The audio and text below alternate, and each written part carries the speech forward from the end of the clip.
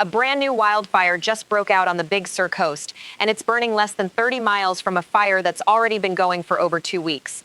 That's the Plaskett Fire, and as of this morning, it's sitting at 0% containment. Today is Wednesday, the 26th of August, 2026, and California's rugged Central Coast now has 2 active wildfires burning at the same time. Here's everything you need to know. I'm going to walk you through where this new fire started, why it's so dangerous, what's happening with the older timber fire it's burning near, and what this means for anyone traveling Highway 1 or living along this stretch of coast. Let's get into it. First, let's establish the geography, because this story only makes sense once you understand the terrain. We're talking about Monterey County, California, along the Big Sur coastline, in the Santa Lucia Mountains where they drop straight down into the Pacific Ocean. This is some of the steepest, most inaccessible wilderness in the continental United States. Sheer ridgelines, deep canyons, no real road network beyond Highway 1 itself. The community of Plasket sits along that highway, south of the main Big Sur village, near the Plasket Creek campground. And the terrain here isn't just scenic, it's genuinely brutal to fight fire in. Fire crews can't just drive engines up these slopes. In a lot of cases, they can't even walk hand crews in safely. That single fact is going to come up again and again in this story. Now let's talk about how this new fire started. The Plaskett Fire ignited at approximately 11 a.m. local time on Wednesday, August 26th. CAL FIRE says it started on Forest Road 23S10, east of Los Burros Road, right near the Plasket Creek campground. Within about 3 hours, the fire had grown to 100 acres. Containment as of this recording, 0%. Investigators have not released a cause. What we do know is the fire broke out under conditions that were already primed for exactly this kind of rapid spread. Coastal Monterey County has been dealing with dry vegetation and elevated fire weather for weeks, the same pattern that's kept the nearby timber fire alive since early August. Add steep terrain and onshore wind patterns funneling through these canyons, and a 100-acre start can turn into something much bigger very quickly. CAL FIRE's response has been immediate and heavy. Ground crews from the U.S. Forest Service, CAL FIRE, and local agencies are aggressively pushing to establish containment lines around the fire's edge. Specialized hotshot crews, the elite hand crews trained specifically for steep, remote terrain like this, are working to physically access the fire's perimeter. And because the ground approach is so limited here, air support is doing a lot of the heavy lifting. 8 air tankers have been requested to fly retardant and water drops over the fire zone. Let's talk about the evacuations, because if you have anyone in this area, this is the part that matters most right now. CAL FIRE has issued a mandatory evacuation order for zone MRY F036. That zone covers an area to the south and east of the fire's origin, including the coastline near Willow Creek Beach and San Martin Rock. Officials estimate that order affects around 30 residents directly. On top of that, evacuation warnings, meaning be ready to leave, have been issued for 2 additional zones, MRY F035 and MRY F037, which surround the mandatory zone and include the Plasket Creek campground area itself. If you're in either of those warning zones, do not wait for the order to become mandatory before you start preparing. Have a bag packed, know your route. Highway 1 is your only way out of most of this stretch of coast, and that's exactly why this fire is so dangerous, which brings us to the highway situation. Highway 1 through Big Sur was already under strain before this fire even started, because of the timber fire. Now we've got a second, brand new ignition sitting right next to that same corridor. For a region that depends entirely on one 2-lane highway for evacuation, emergency access, and basic movement in and out, a new fire breaking out anywhere near that road is about as serious as it gets. Now let's back up and talk about the fire this new blaze is burning next to, because you can't understand today's story without it.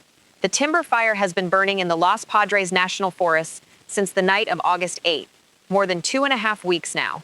It ignited roughly 4 miles southeast of Big Sur, and the official cause is still listed as undetermined.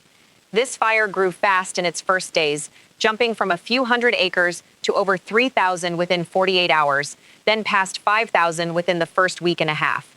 As of this Wednesday, the timber fire has burned close to 17,800 acres and sits at roughly 23% contained. More than 660 structures have been listed as threatened at various points during this fire's run.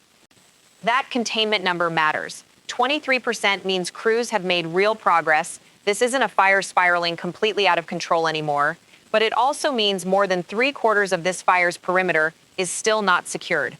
Fire officials have described recent operations as focused on strengthening containment and contingency lines to the north and south, with dozer and hand crews reinforcing control features. On the coastal side, containment lines have been holding, which is good news. But steep terrain has limited access to some sections of the line entirely, making it extremely difficult for crews to even detect remaining heat pockets, let alone extinguish them. And here's where it gets even more disruptive for the region. Highway 1 has been closed for public and firefighter safety for weeks now because of the timber fire, cutting off a stretch between the area near the Big Sur Bakery on the north end and Julia Pfeiffer Burns State Park to the south. That's not a small detour. That's a total severing of the coast road through one of the most visited stretches of California. And as of Thursday, officials are moving to close Highway 1 to all non-emergency traffic entirely in that zone, tightening access even further, just as the Plaskett Fire adds a second active incident to the same corridor. So picture the actual situation on the ground right now.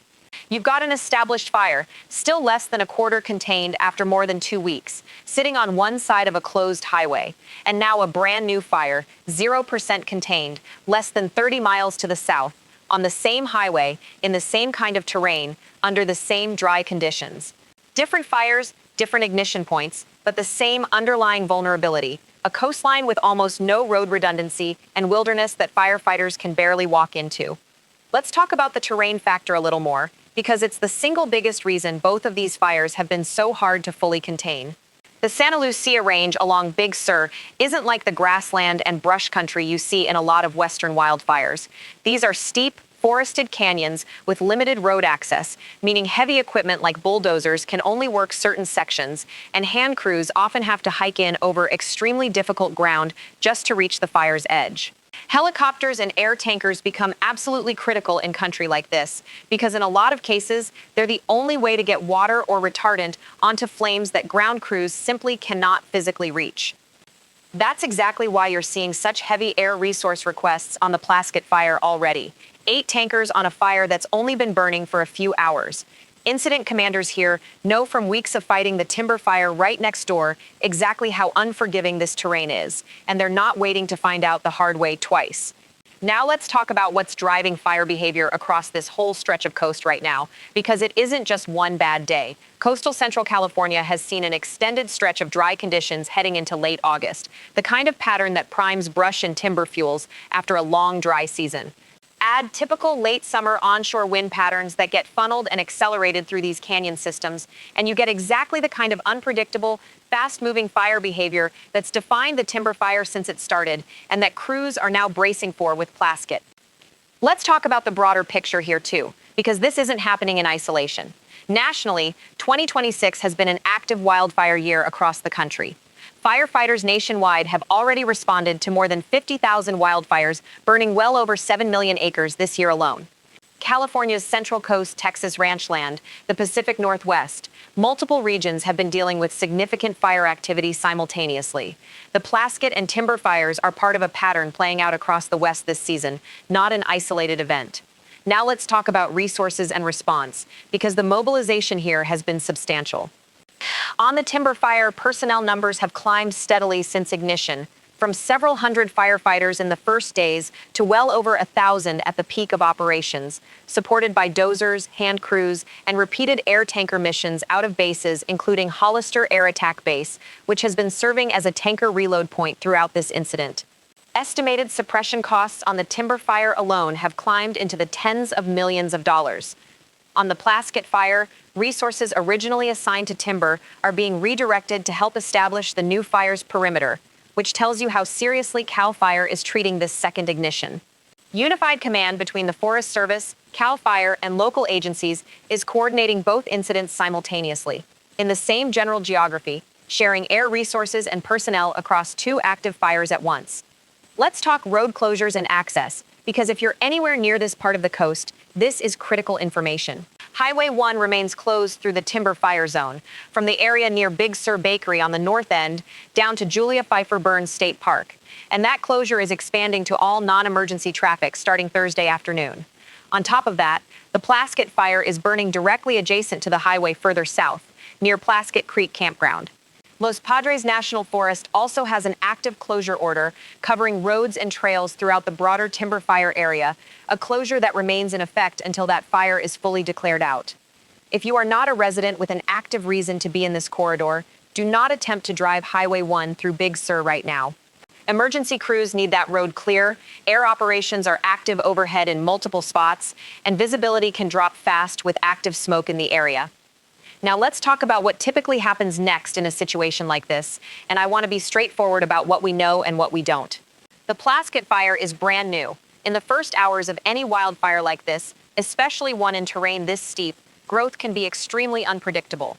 Fires in this kind of country don't always spread in the direction you'd expect. Canyon walls and wind funneling can send fire in directions that surprise even experienced crews.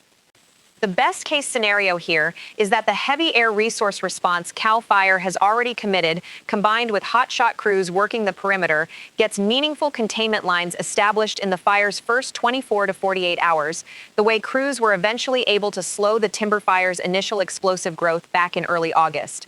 The more difficult scenario is that steep terrain and wind limit ground access the same way it has on parts of the timber fire for over 2 weeks now, in which case this could become a prolonged, resource-intensive fight rather than a quick knockdown.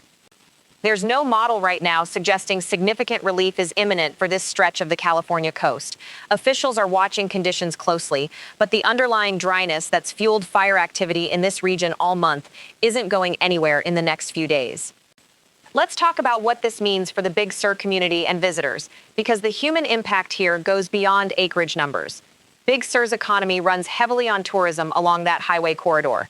Weeks of closure from the timber fire have already disrupted businesses, campgrounds, and travel plans throughout August. A second fire breaking out along that same road, with a new mandatory evacuation zone and expanding closures, extends that disruption further and adds fresh uncertainty for residents who were hoping the worst of this fire season might be behind them.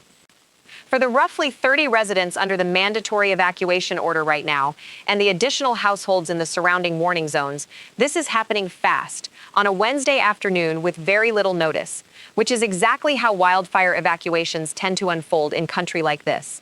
If you are in the Plasket area, do not wait to see how the fire develops before you leave. 0% containment on a fire in steep coastal terrain is one of the more serious situations you can be looking at. Let's also talk about what firefighters are up against physically right now. Crews on the Plaskett Fire are working in the same kind of conditions that have made the timber fire such a grinding, weeks-long fight: steep slopes, limited vehicle access, and the need to hike hand crews in over difficult ground just to reach the fire's edge. That's exhausting, dangerous work, and it's happening on a completely fresh incident, while many of the same regional resources are still committed to a fire that started more than 2 weeks ago and still isn't even a quarter contained. Now let me bring this together and give you the key takeaways from today. There are 2 active wildfires burning simultaneously on the Big Sur Coast right now. The Plaskett Fire, ignited Wednesday morning near Plaskett Creek Campground, has burned around 100 acres and sits at 0% containment. A mandatory evacuation order is in effect for zone MRY F036, with evacuation warnings for the surrounding zones MRY F035 and MRY F037, affecting roughly 30 residents directly. The timber fire, burning since August 8th about 4 miles southeast of Big Sur, has burned close to 17,800 acres and is roughly 23% contained. Highway 1 remains closed through the fire zone between the Big Sur Bakery area and Julia Pfeiffer Burns State Park, with that closure tightening to all non-emergency traffic starting Thursday. Los Padres National Forest has an active closure order across the broader fire area. Both fires are burning in steep, difficult terrain that limits ground crew access and puts heavy reliance on air resources. 8 tankers have already been requested for the new Plaskett Fire alone. CAL FIRE, the U.S. Forest Service, and local agencies are running unified command across both incidents at once, sharing personnel and aircraft across 2 active fires in the same general region. This is very much a developing situation. A fire that starts at 100 acres and 0% containment in terrain like this can look completely different by tomorrow morning, in either direction. I'll be tracking both the Plasket and timber fires closely and posting updates as new containment numbers, evacuation changes, and highway status updates come in from CAL FIRE and the Forest Service. If this video helped you understand what's happening on the Big Sur Coast right now, please share it, especially with anyone who lives in or is planning to travel through Monterey County. Hit like, subscribe, and turn on notifications so you don't miss the next update, because this story is moving fast, and I'll be here to break it down as it develops. To the hotshot crews, engine companies, and aviation personnel working two fires at once in some of the toughest terrain in the state right now, thank you. To everyone under evacuation orders or warnings along the Big Sur Coast tonight, please don't wait to leave if you're told to go. I'll see you in the next one. Stay safe out there.